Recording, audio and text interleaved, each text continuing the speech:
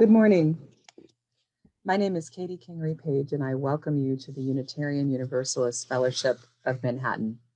We have both ministerial and lay-led services here, and for the latter, we have members, friends, or guests of the fellowship speak on a variety of topics from their professional or personal experience.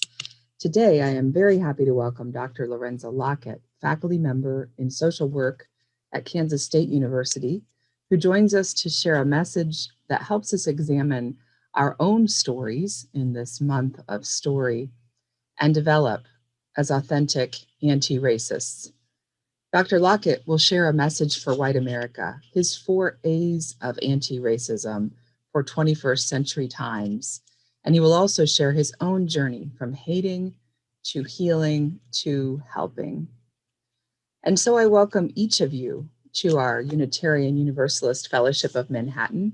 We believe in the liberal ideal that each person find his, her, or their own path, whether it is working toward inner peace, particular social justice goals, or other religious destinations. Welcome. Whatever path brought you here, I ask you to join us today with an open heart, an open mind, and I greet you with the same. If you are new to our fellowship, if you'd like to introduce yourself, I encourage you to in the chat. If you're curious about what we're all about or what Unitarian Universalism is in general, I encourage you to talk with people after the service. Everyone is invited to join coffee and conversation following today's service, virtual coffee and conversation, I should say. And if you'd like a member of the congregation to reach out and share more about UUFM, please let us know in the chat. Our member, Shirley Hobrock, is here today as a greeter and would love to follow up with you. Today, as Reverend John L. Johnstone lights the chalice, I will share with you part of the Unitarian Universalist story.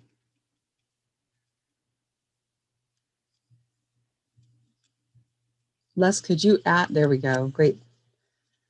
Unitarian Universalist congregations affirm and promote 7 principles, which we hold as strong values and moral guides. We live out these principles within a living tradition of wisdom and spirituality, drawn from sources as diverse as science, poetry, scripture, and personal experience.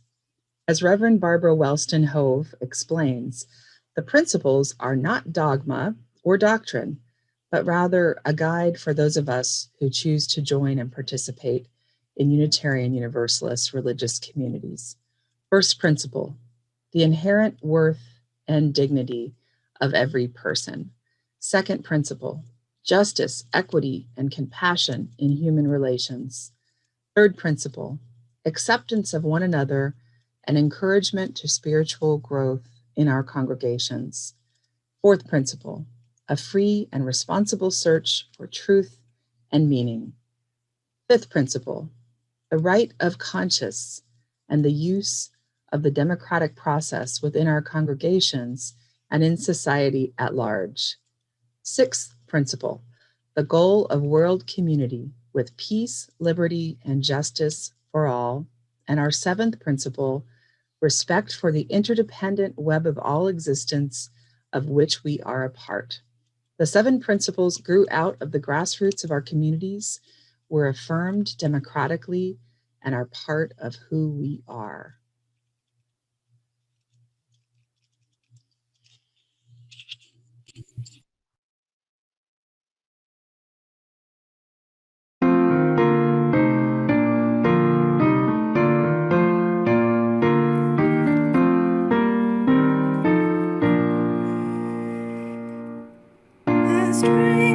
Streams that meet and merge and flow as one to seek the sea.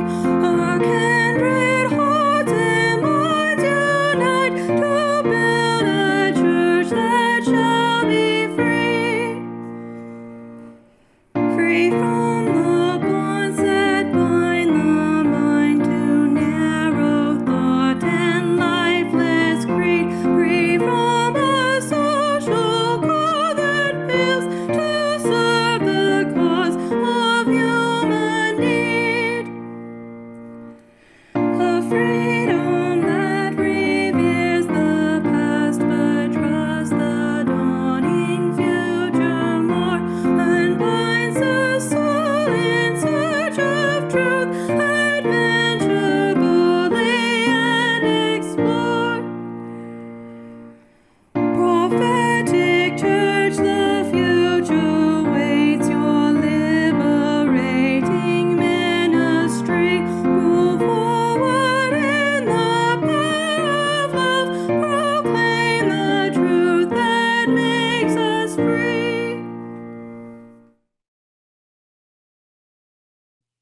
I invite you now into breakout rooms for fellowship with others here today.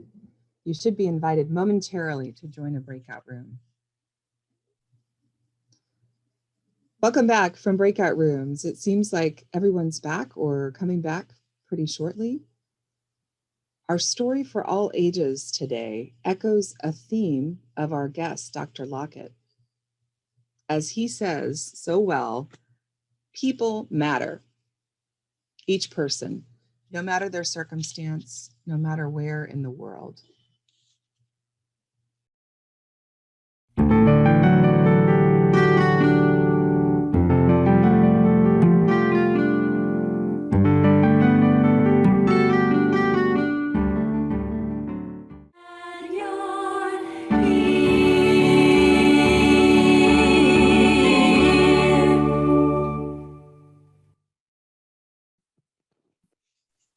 That's a classic book, and I used to read it to my own kids when they were tiny babies. So it's a joy for me to hear it again today.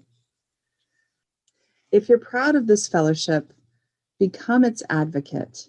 If you're concerned for its future, share its message. If its values resonate deep within you, give it a measure of your devotion. This fellowship cannot survive without your faith, your confidence, your enthusiasm. Its destiny, the larger hope, rests in your hands. You can donate online at uufm.net. Our May Helping Hands collection benefits the Boys and Girls Club of Manhattan. Donate to the Boys and Girls Club or give to support our Blessing Box or UUFM's general operations. During the offertory, this is what I wanted to be sure not to forget to say. Please place in the chat any joys and concerns that you bring with you today. Our Reverend Jonalu Johnstone will read these joys and concerns after the offertory.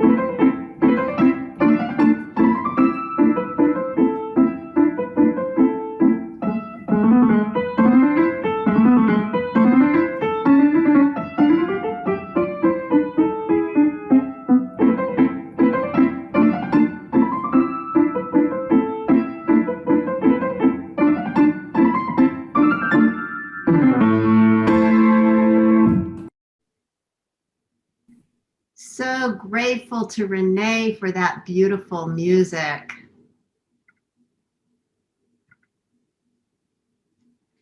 I want to share some words from Frederick Gillis. Spirit of community in which we share and find strength and common purpose. We turn our minds and hearts toward one another, seeking to bring into our community, into our circle of concern, all who need our love and support. Those who are ill, those who are in pain, either in body or in spirit, those who are lonely, those who have been wronged. We also bring in those people who share joys. We are part of a web of life that makes us one with all humanity, one with all the universe. We are grateful for the miracle of consciousness that we share, the consciousness that gives us the power to remember, to love, and to care. And Mark and Terry remind us to share a moment for Gaza and the suffering that exists there. Thank you, Jonalu. Before he begins his reflection, Dr. Lockett will share the words of Dr. Neil A. Lester from an article entitled, "No, I Am Not Okay. Thanks for Asking." These words were written by Neil Lester in June of 2020 as protesters across the nation rose up against police violence and systemic racism in support of Black lives. The author wrote, "There is something white allies need to recognize." Okay, I hope you can hear me well. For my white friends who I asked if I am okay, the answer is no, I am not okay. To ask that question to me right now, amid the COVID-19 pandemic that is disproportionately killing Black and brown people in the United States, and the trauma resulting from the deaths of Ahmaud Arbery, Breonna Taylor, and George Floyd, comes off as potentially insensitive. The unrest across this country and the globe is bigger than George Floyd. Just a few weeks ago, I wrote about the parallel plagues of American racism and COVID-19, what it means to deal with American racism in all its insidious forms. Police brutality, human loss, and suffering cannot be captured in media and sound bites. So no, I am not okay. And I am not alone in not being okay.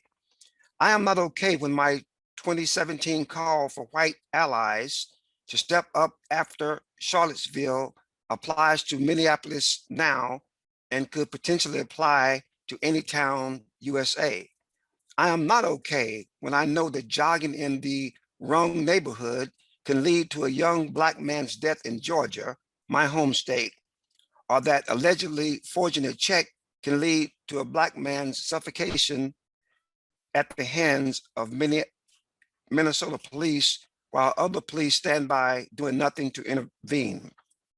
I am not okay when I recall being told by white police to stop jogging in a white neighborhood in Birmingham, Alabama, because my presence made the home dwellers nervous. I am not okay when I realize I could have been a newspaper headline, a crime statistic, when I tried to explain the purpose of our Saturday morning community homeless outreach to a police sergeant who became more and more agitated. I am not okay when I'm stopped in Sierra Vista, Arizona for speeding, but asked 3 times by the ticket officer, "Where are you from?" As though my answers, Phoenix, and my driver's license shows, and Georgia before Arizona, are not exotic, even to explain my locks and skin color. I am also not okay when I see so many Facebook posts and threats of alleged white allies asking Black folk to give them a blueprint of how and where to direct their alleged anger and outrage. I am not okay with an alleged ally asking any already vulnerable and justifiably angry Black woman to organize a panel of other women of color to brainstorm our solutions to American racism. Can you still hear me? Got a prompt on the, okay. I'm not okay with complaints about the destruction of property during protests and contentions that peaceful protest and civility are all that's needed to address the plague of American racism. What has Colin Kaepernick's peaceful protest against police brutality done? How did the Reverend Dr. Martin Luther King's steadfast fight for justice end? How was the same end as that of an angrier Malcolm X? Don't act like everybody loved my father, Bernice King tweeted last month. He was assassinated. A 1967 poll reflected that he was one of the most hated men in America, most hated. Many who quote him now and evoke him to deter justice today would likely hate, and many already hate, the authentic king. No, I am not okay. There's more to read here, but I'll stop there. Thank you, Dr. Lockett. Thank you. As you all know, Dr. Lockett's our guest speaker today. In addition to being a faculty member at Kansas State in the field of social work, he's a motivational speaker and is active in numerous advocacy-based groups in the greater Manhattan community, including being an affiliated facilitator with the Institute for Civic Discourse and Democracy, Storytelling for Social Justice, Community Conversations, Manhattan-Bradley County Coalition for Equal Justice, and Community Conversation on Race and Reconciliation. He reminds us, people matter.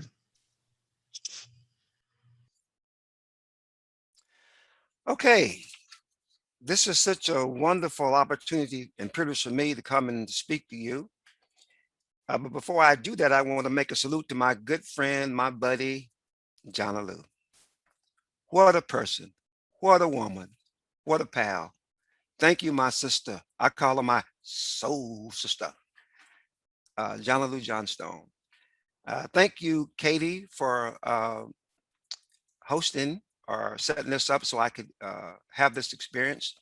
And thank all of you that came with listening ears and open hearts.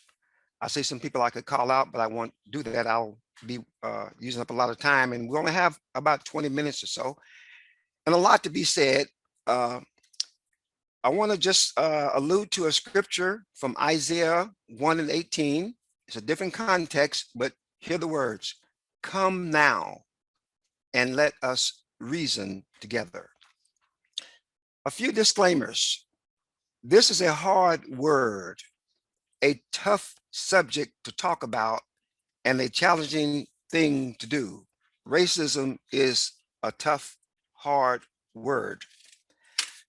I am not, and secondly, I am not asking you to do anything I have not already done myself or am not willing to do. Thirdly, nothing I say is absolute. Fourth, I will speak in the vernacular, which means that I will speak with passion, with conviction, sometimes with emotion. I will speak from a phenomenological or lived experience. And since I'm going to be speaking from a lived experience, some of the words I will, some of the words I'll be using will be raw and maybe hard to ears to hear, but they were the reality in the life and the lived experience. Words like nigger, I'm not going to say I'm referring to the N word. No one never called me the N word. A whole bunch of white folks doesn't call me a nigger. Okay, so before I address my 4A's on anti-racism, let me digress to share a bit about my journey, my personal journey from hating to healing to helping. My life is committed to helping all people because, as Katie alluded to, people matter. Before Black Lives Matter, for this brown boy, it's always been people matter. Once I converted from hating through healing and helping. So let me give you a little background about me. I grew up in small town Oklahoma, a very racist community. I lived across the tracks on unpaved streets, not a single grocery store or business. We had a park with one swing, a merry-go-round, two sand pits, one basketball goal, and a single light bulb on a pole that white people said must go out by 10 p.m. Many houses did not have running water or restrooms. Mine sure didn't, nor sewage systems. And when we would flood, the refuge and the uh, stuff from the sewer system would be in our parks, in the very park that we played. I remember when I was looking for a job as a healthy 14, 15-year-old teenager, when they integrated schools when I was in the 7th grade. And I heard all the white kids talking about what they're going to do in the summer and how they had jobs lined up and uncle this and grandma that and so on and so forth. I went from store to store to store and never got a job. I hated white people. Let me tell you a bit about my journey. In my mind, justifiably so.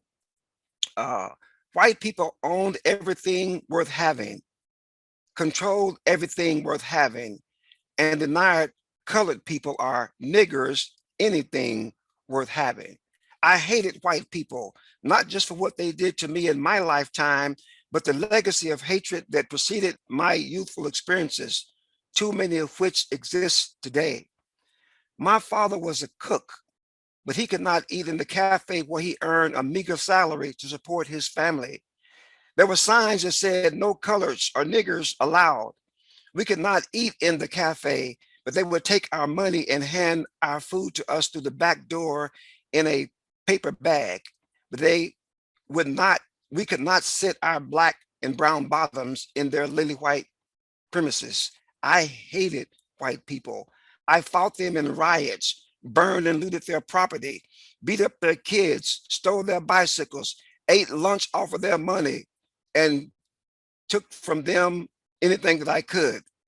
On and on and on. I hated white people and I justified it.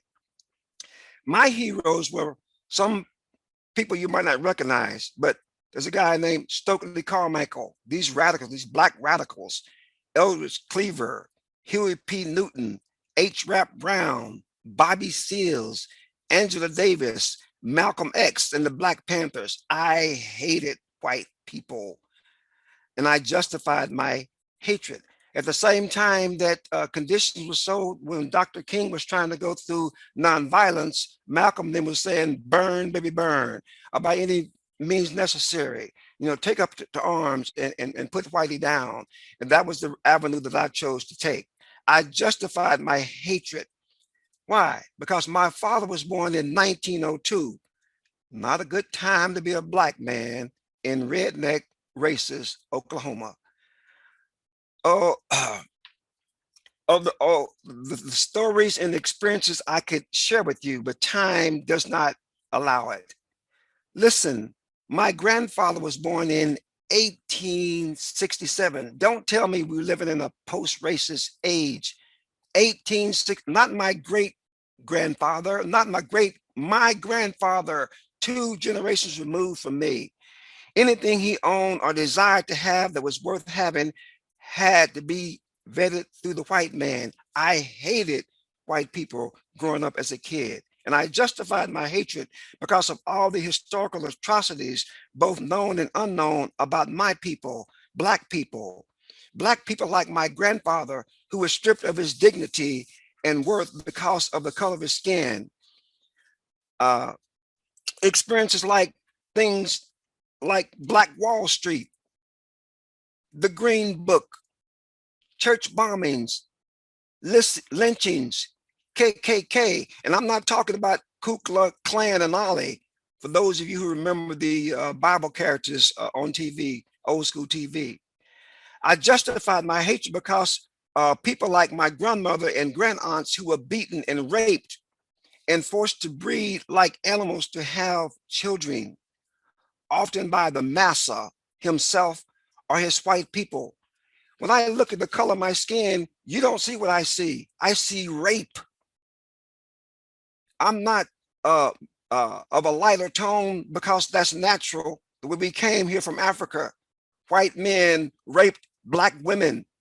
That's how I got my color. You don't have to see that. You don't have to feel that. You don't have to remember that. You don't know the stories. They didn't, you don't know the stories.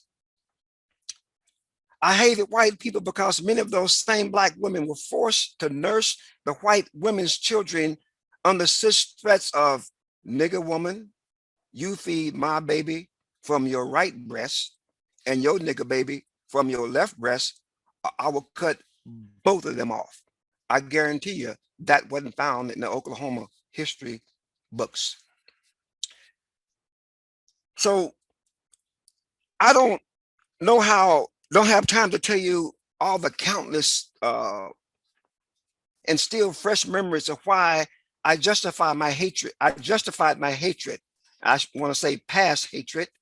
How I justified my you hear me? Oh, good. Something popped up. But I have to move on. There are 3 more indelible things I would like to point out before I move on to my 4A's on anti-racism. And one thing that I want to tell you I will never forget is about a 6-year-old white girl walking with her mom on the edges of where black folks lived at. And I'll never forget these words. Mommy, mommy, there goes a nigger. Can I pull his tail? How did she know I was a nigger, so-called? Who would teach their children that? White people. I hated white people. And these are the things that justified it. Another thing that I briefly want to share with you is about an experience I had with a single white lady who had 3 or 4 sons that I played Pee Wee League baseball with.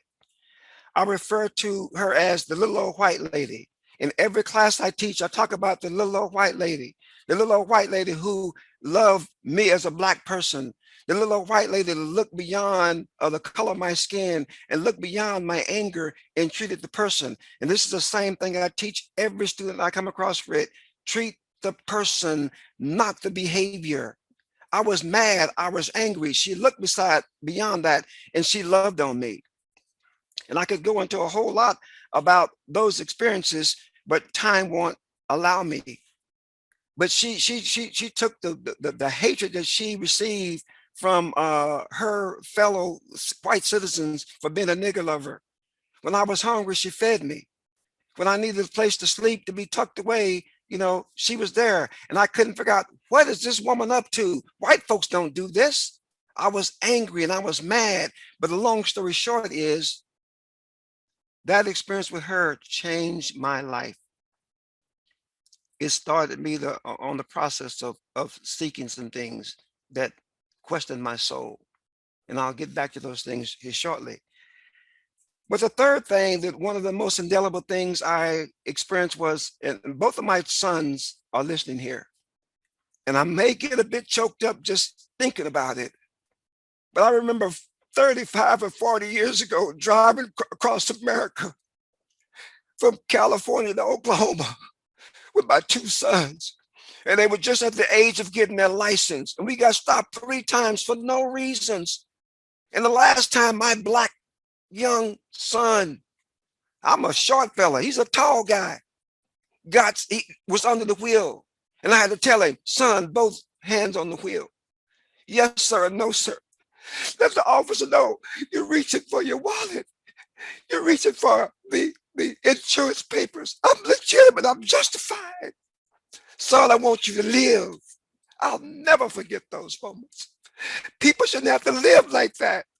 This is a real life story. This is not a statistic. This didn't come out of some fancy book. Unfortunately, it's not just my story. Whew. So there are many, these are only 3 of the resounding memories that I will never forget. One infuriated me, the little white girl, and one liberated me. It helped me direct toward liberation, and that was the little white lady. The innocent child inflamed my racism, hatred, and total disdain for white people. The affirming little white lady caused me to reach my soul, search my soul, that challenged me to ask myself such questions like, is this who you want to be? A person of hatred? Is this how you want to raise your kids? People of hatred? Or does it make you feel better or make you feel worse? And one thing, when I began to ask those questions and begin to go inside, regardless of my religious or my cultural or my political backgrounds and the things that I justified it with, regardless of the atrocious history that I just shared with you in small portion, something in my soul says, no, I don't want to be a hater. All because that little old white lady stood up and she did something that white America need to be accountable for. Racism in America. We don't want to hear that. I told you it's a hard word. Racism is something that white people created. We have Black racists in town. I used to be one, but hopefully you get the point. And because of the love that she showed me, in spite of my Black skin, she loved me in spite of the fact that I live across the tracks, penniless and full of anger and hatred. And she did what I tell every student I have a chance to talk to: treat the person, not the behavior. You don't know where the behavior come from. You don't know what people have gone through. But if you listen to them and love on them and show them the love of God, perhaps you can do something better. She was not the only influence in my life. Certainly God became an influence in my life. So I went from a process of hatred justifiably so. Being a racist, a bigot, a thug, justifiably so, to healing. And it wasn't just good enough to be healed. I had to help, to be a helper, to make life better on the other side.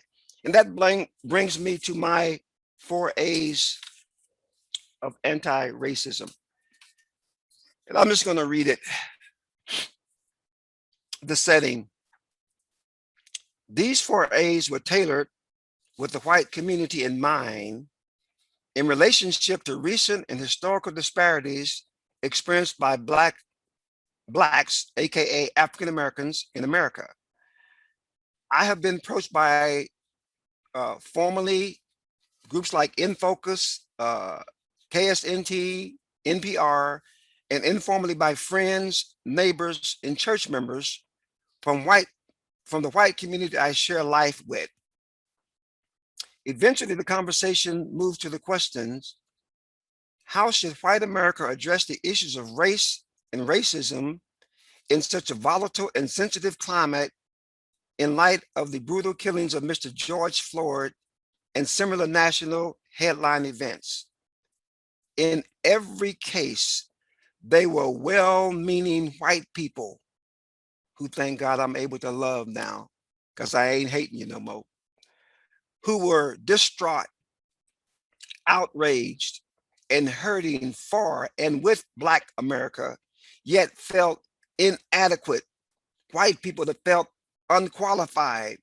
White people who were afraid of saying the wrong thing, subsequently running the risk of further damage. As an African-American male, I cannot speak for all Black people, but I can speak through the authentic voice of a Black man and his experiences in light of the questions above. A former racist, a racist talking to racists, a former racist talking to racists. Here's the way that you can help in this situation. My advice to white America is simply this. To begin with, listen to what we are saying to you, us being Black people. We don't need you to give us a voice. Did you give me mine? We have a voice. Listen to what we're saying to you instead of you deciding on what you think we need to hear from you. From that frame of reference, consider the following 4 A's of anti-racism. I sat there and thought about, I wasn't just thinking about Black people. I'm thinking about my white friends and neighbors, my white colleagues, and even those who hate me. What are they feeling? What can we do about this? And my 4 A's, I'm an assistant professor at Kansas State University.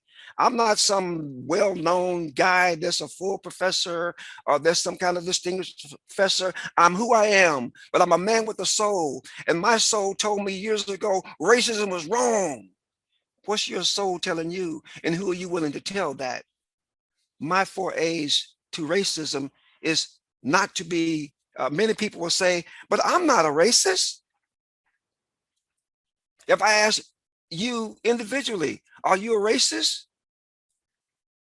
Probably everyone together would say, no, I'm not a racist. But guess what? That's not good enough. You need to be an anti-racist. Being a racist don't heal nothing. Not being a racist don't stop nothing, excuse me. Not being a racist don't heal nothing. Not being a racist doesn't create opportunities. Not being a racist don't tear down disparities. Be an anti-racist. So I said, well, how do you be an anti-racist, white America? I got 4 suggestions, and they're only suggestions, and I hope you hear them. They're not just from my intellect, they are from my soul. The same soul that little old white lady touched. The same soul that God saved and redirected my life and reshaped me and made me better so I can do better and be better and act better. Suggestions. How to be an anti-racist? The first suggestion comes with awareness. The first key is awareness. This is not exhaustive, it's just my phrase. Awareness is silent, mindful thought of phenomenon exists. I'm sitting here trying to think like a white person, what it feels to be a white person. And what I can tell white America, the first thing is awareness. Take the time to notice what is happening around you without explaining it away to some other cause. We often will find what we are looking for, yet cannot see what we choose to remain blind to. You know why come blind people can't see? Because they're blind. Take your blinders off, white America. Open your eyes. The world around you is full of multiple, blatant manifestations of racial disparities toward Black Americans. We're not the only one, but everything that's good in America, we have less access to. And everything that's bad in America, we have easy access to. I hope you're hearing me. The second A, acknowledgement. Awareness don't mean anything if you're not going to acknowledge it. Public declaration to both the targeted population and those you bump elbows with. It's not good enough just to talk to me about racism. I already know about it. Hello, been Black all my life.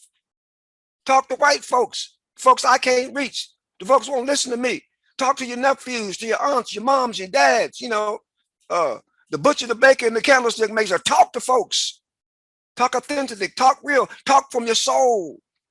Send the message out. Awareness, and then acknowledgement.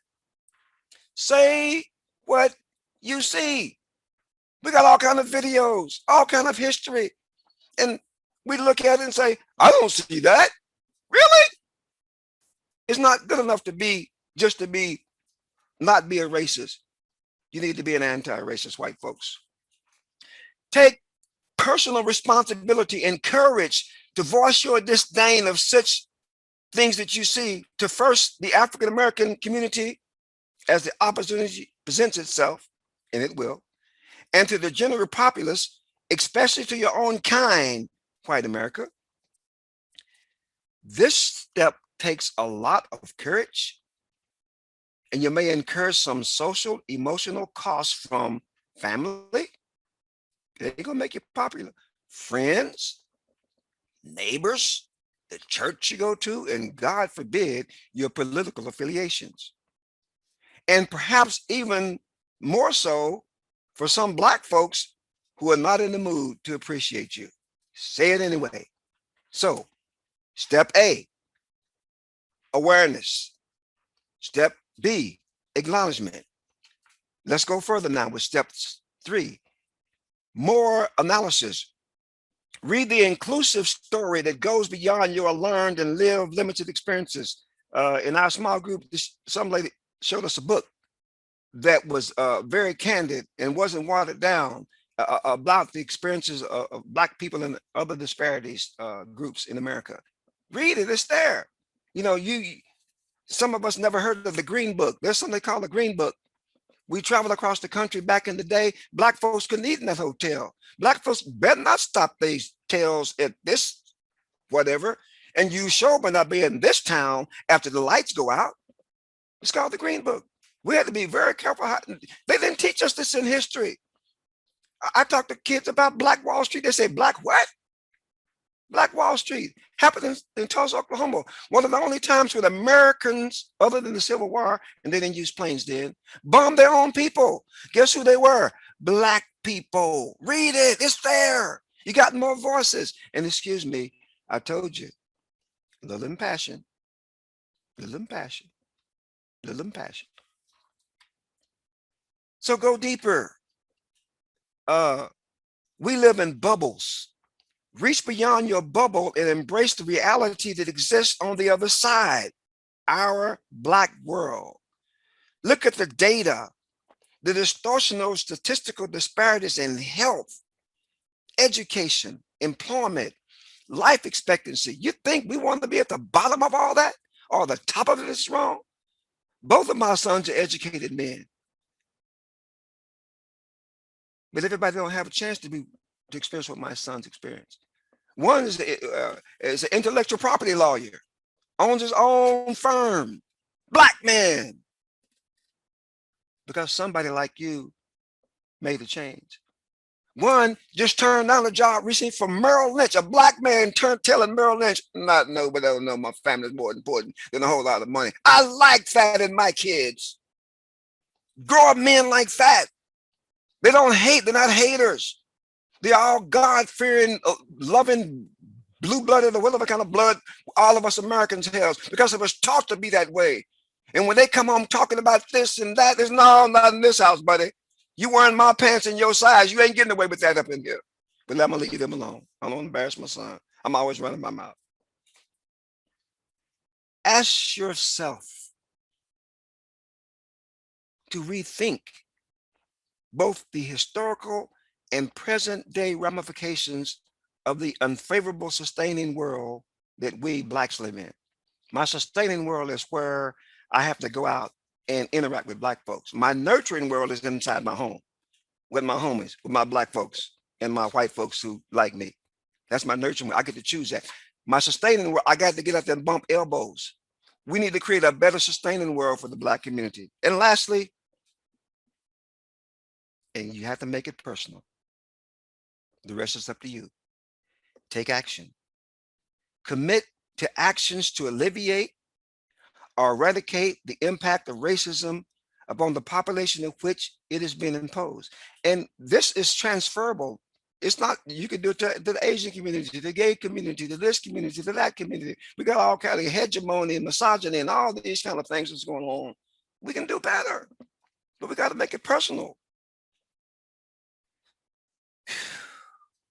In this case, address and make the lives of black people matter. And it doesn't mean that others don't. There are a host of mediums and actions you can do this through: personal and public advocacy, being involved with support groups, policy making, political affiliations, grassroots movements, public forums, deliberative dialogues, social media, formal education. Every 6 months, we have a social dialogue about race and reconciliation. John was part of that, Donna's part of that, yada, yada, yada. But in closing, whatever you do it for the greater good. Do it for an inclusive good. Do it because people matter. So in this case, let black people matter. Instead of telling us what we need, listen to what we have to say. Try it. I think we'll like it, and perhaps you will too. Thank you.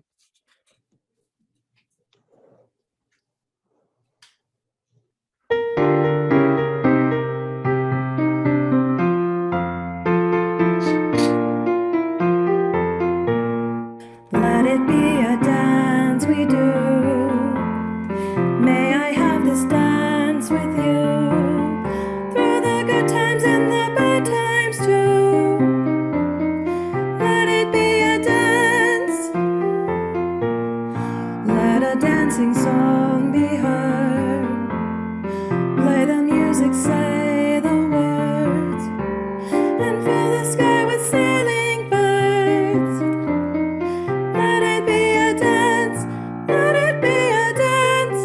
Let it be a dance. Learn to follow, learn to lead. Feel the rhythm, feel the need. To reap the harvest, plant the seed. Let it be a dance.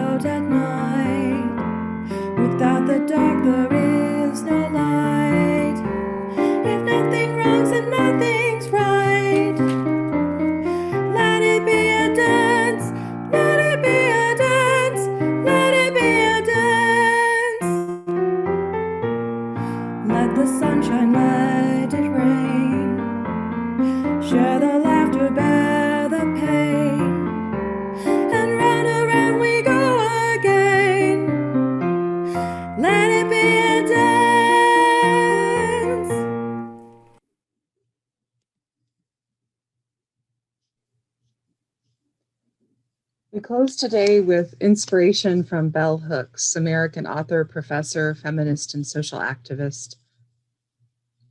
The greatest movement for social justice our country has ever known is the civil rights movement, and it was totally rooted in a love ethic. She also wrote, "For me, forgiveness and compassion are always linked. How do we hold people accountable for wrongdoing and yet at the same time remain in touch with their humanity enough to believe in their capacity to be transformed?" And she went on to say, "Once you do away with the idea of people as fixed, static entities, then you see that people can change and there is hope." We thank you so much, Dr. Lockett, for sharing your wisdom with us today. And I would like to invite anyone who'd like to stay in the main room today for virtual coffee and conversation with our guest to stay right here. We will also open a series of small breakout rooms, which will be a chance to have smaller conversations with those who are here today. Thank you so much, Dr. Lockett, for being with us.